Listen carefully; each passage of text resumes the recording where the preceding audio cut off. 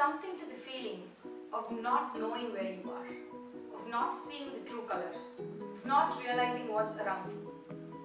It's such a beautiful feeling actually. You don't see anything, all you can do is hear what's around you and smell what's before you and maybe touch and feel where you are. There's something very beautiful about darkness. Yes, sometimes it is terrifying, but darkness is something where you explore yourself. Well, why so much about the darkness?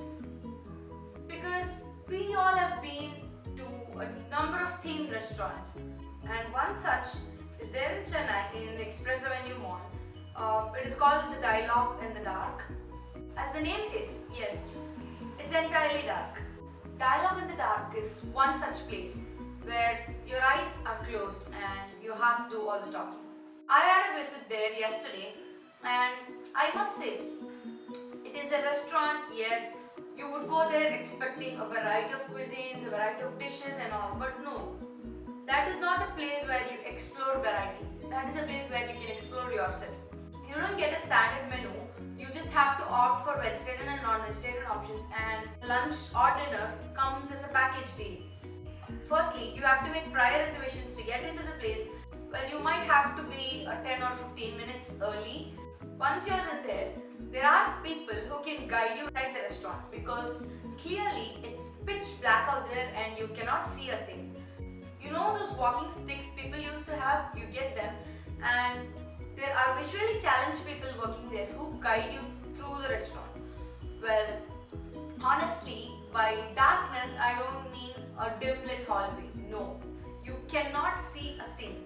First of all, when you enter this place, all your belongings like your mobile phone, your watch, any material that would reflect light is taken away from you, and you can opt a locker and put it out there. I'm not going to break out the suspense elements of the place. If you have to know them, then please do visit.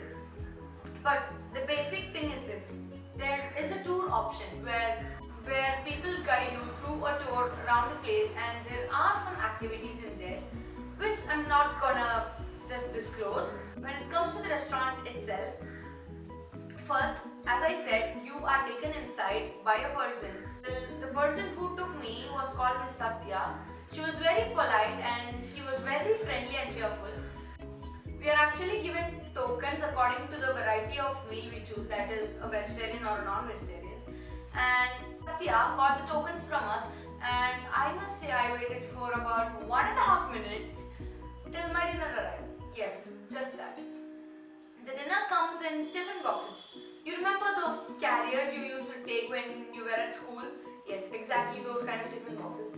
And you might be sitting with somebody, some stranger next to you, you wouldn't know who he or she is, and you still might have to share a few things with them. A good thing that I noticed about this place is as soon as they make you sit, they make sure your hands are sanitized and clean. Yes. So the meal was served, and surprisingly it was a 4-course meal. Opted for a vegetarian, so I had a roti, I had paneer tikka with it, and I had a paneer butter masala gravy, and I had a pulao. And I must say, I've had the same meal in so many restaurants. Yes, they do taste great, but when it comes to this particular place, it was just like home food. Yes, I miss home food so much, and this was a very welcoming idea. What do you usually do when you enter a restaurant and order some food? The food arrives, you take pictures on Instagram, you Snapchat that, and you just log into Facebook on location. That's it, right? Here you can absolutely not do that. When it comes to dining, you cannot trust your sight because there isn't any, and you are given a spoon and a fork, but hardly nobody uses it, and you touch the food. Yes, you feel every bit of the rice, you feel the roti in your hands, and you smell it. Normally we don't smell food, right? We just grab a spoon and eat it off.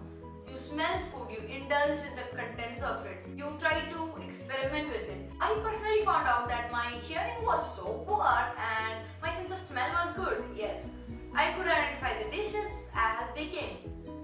We do get a water bottle which is very handy rather than glasses, and after I finished eating, Miss Satya came back She asked if we wanted something else, and we were given tissues. Yeah, we didn't have a separate hand washing routine.